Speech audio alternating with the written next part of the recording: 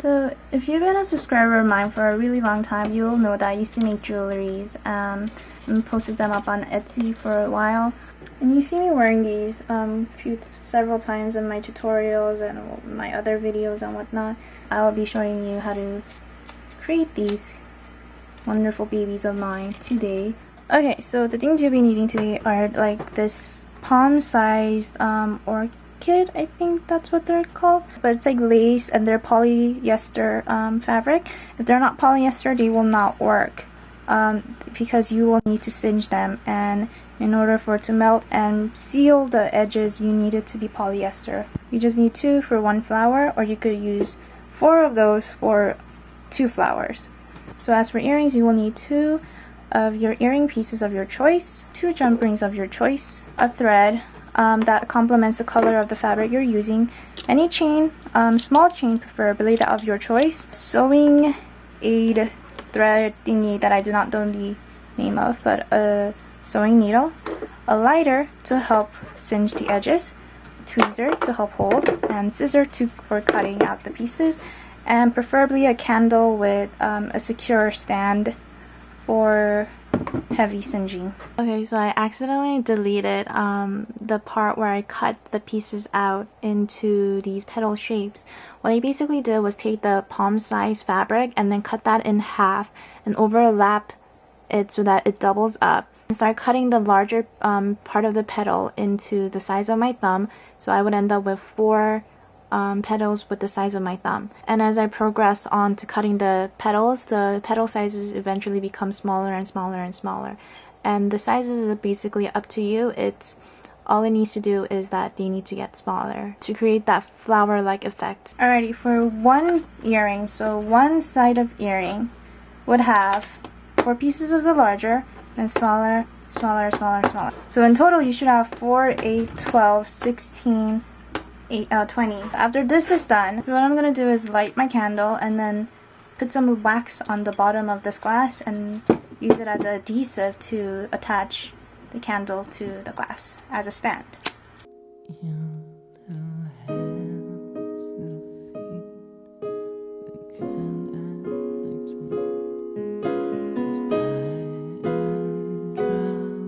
Okay, so I wanted to show you guys how the singeing process works. You just sweep it across and that happens, and it just creates this curvature shape while it seals up the edges from fraying.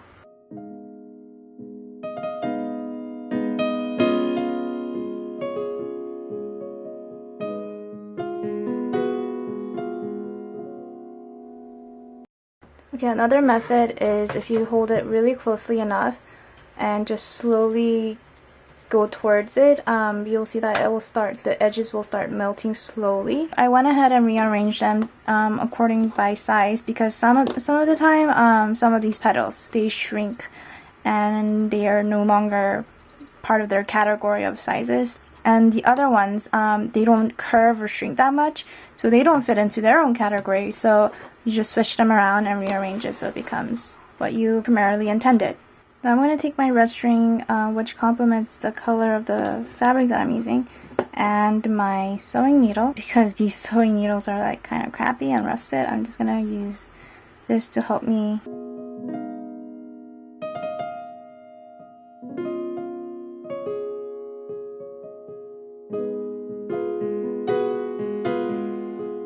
Okay, I'm going to use a generous amount of thread. Okay, I'm really sorry, but I accidentally must have not recorded this part when I was filming. Basically, to make this petal like structure, you just have the layers of the petals from the larger to the smaller on a needle.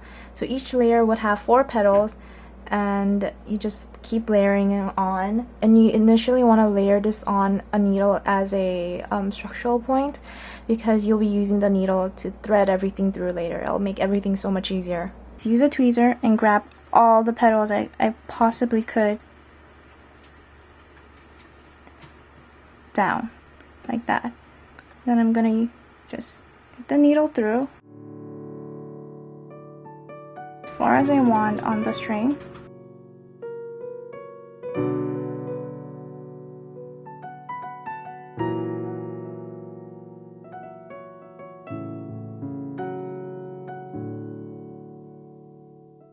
Okay, so now the petals are secure. They won't move around. You could start adding on beads. And as for beads, I'm going to use these tiny brown beads to accent the inner pollen kind of area. I forgot what those were called. But yeah, and sometimes if you have normal sewing needles, the ends might be too big for these beads to get through, so you need to choose your beads wisely. So I'm just gonna go one at a time and I hope that these beads work through. Yes, they do.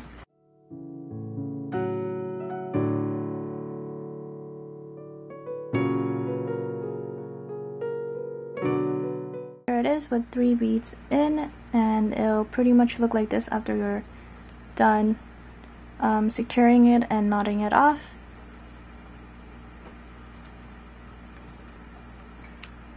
And there you go. That is one petal. Now do you see how like uneven the petals are kind of geared towards this one petal where it's slightly larger? So I'm taking my lighter and kind of singeing it so it becomes smaller and more even. That's better. So using that needle, I'm just going to choose a place on the flower, whichever petals I want to attach the jump ring, so the earring will be coming right off of it.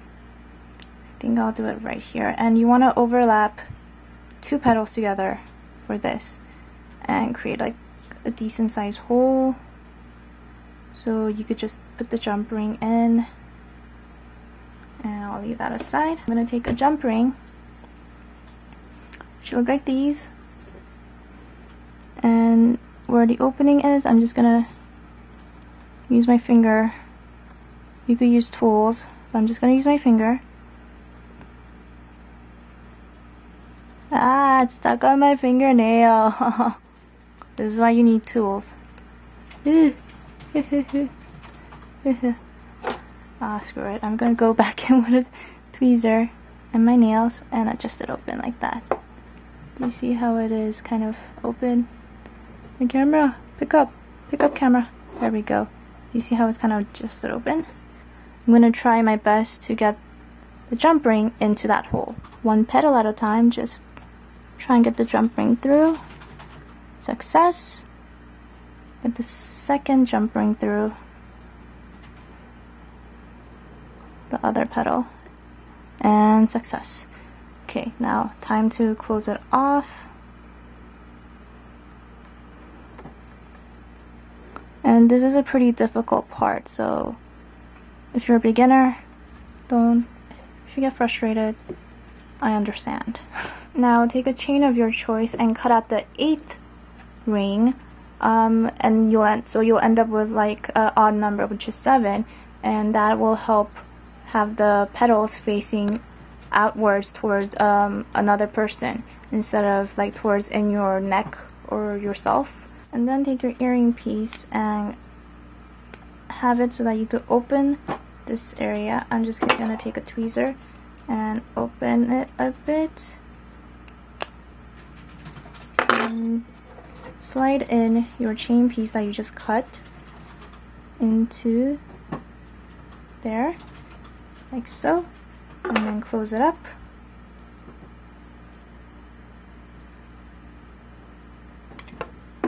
Put back everything as it was so that it doesn't fall out. Kind of a time constraint because my camera is losing memory. Okay, what you want to do is open this jump ring back up just a tad bit, just enough to get the chains through, and have the chain facing you, so that if you attach it, it'll be facing another person. So just hold on to the last chain and have the jump ring slip through. And be careful not to let the jump ring slip from the petals either. Okay, once it's in, close the jump ring back up.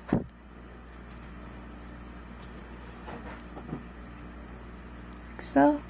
And there you have it. You have a pair of earrings that you just made, and it's facing in the right direction. So there you go. Okay, I didn't exactly plan my time out that well. I need to go out soon, so I'm only gonna leave you guys with this one side. The other side is pretty much the same process. You just need to do two of these, and you're pretty much done. Yeah, so today is New Year's Eve. I'm gonna be going out with friends, and if you guys want, I have a vlog channel I think I'll be vlogging about today, and you guys could go check it out. That would be great if you could. So yeah, thank you for watching, subscribing, and remember to like and comment below. So until next time, goodbye.